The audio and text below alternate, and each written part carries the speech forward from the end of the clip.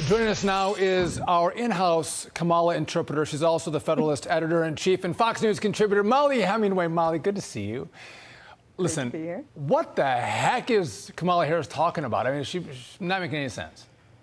She has trouble speaking. She gets stuck on a single word or phrase and she repeats it. And that's unfortunate because this actually is a very important trip. You know, we've seen China and Russia both dramatically increase their relationship with these African countries, bolstering their economic ties. And this is a national security issue for the United States. So it's important that we have good ties with some of these rising African countries. And yet, like as happened when she was put in charge of the border, she doesn't really do a very good job of taking on the tasks that are given to her. And I can link Kamala Harris to John Kerry. John Kerry and the UN have told the 1 billion people in sub-Saharan Africa that they need to stay in the dark, that those countries should not develop their fossil fuels that are in the ground because it's bad for the climate.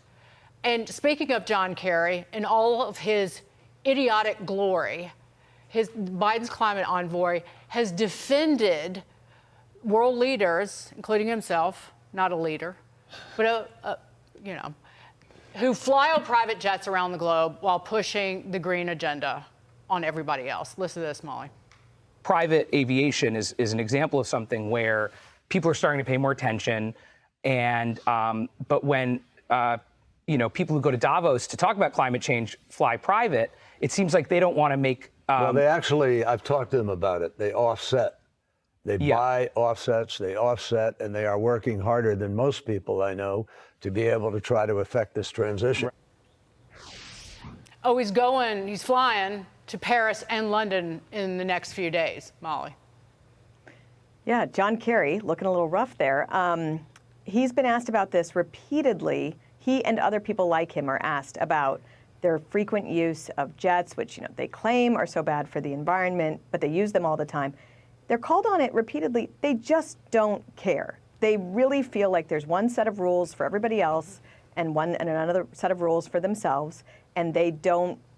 They know that everybody notices it. They know that people are upset by it, and they just don't care because they think they're better than everyone else. Mollie, there are escape hatches always, though. I buy carbon offsets. Well, if you actually believe the world is going to end in 10 or 12 years, you should still buy the carbon offsets, park your private plane, and fly commercial. It would take you another 3 or 4 hours to get there. But it leads me to believe that they don't really think the climate's going to end. This, as Dagan mentioned earlier in the show, this is about control, because if you thought carbon was going to end the world, you wouldn't fly in a private jet, you'd fly commercial or not fly at all. Do it by Zoom. Yeah. There's this academic, Glenn Reynolds, who always says that he'll take climate change seriously as soon as the people who claim to take climate change seriously take it seriously and demonstrate it through their actions. But it's not just the private jets, it's all the other energy consumption. That's right. And this is just a way to gain control over people. Right. I call him an Alito bigot because the carbon offsets are garbage. They're just horse manure, and then they turn and tell the people in sub-Saharan Africa that they have to essentially live with little to no electricity. That's who these people are.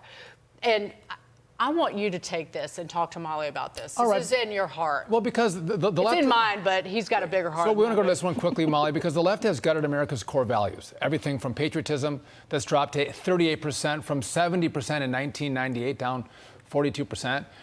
Religion is at 39%, down from 62%, and the value of hard work is at 67% from 83%. So what's happened with America? I mean, the core values that make this country great. I love my country. I'm a person of faith, and I work hard. Those things are going away. Well, that's what holds this country together, Mollie. What do we do to bring this back? Well, this poll is a real wake-up call. I don't think it shocks anyone to see some of these numbers and see how much these basic American values are on the decline. But this is how countries fall apart. Yes. And they can fall apart, slowly for a while and then all at once very quickly. And it is, a country cannot survive if we don't care about ourselves as a nation, if we are not, the founding fathers all talked about how we needed to be a moral and religious people to make this constitutional republic survive. We're not, and we're seeing the effects of that in every way, whether it's, school shootings or just other civil unrest or just general malaise and decline in the moods of American people. So true. Yeah, a shooting in a church school. Mollie Hemingway, thank you for joining us. Appreciate it. Thank you. Great to see you, Mollie.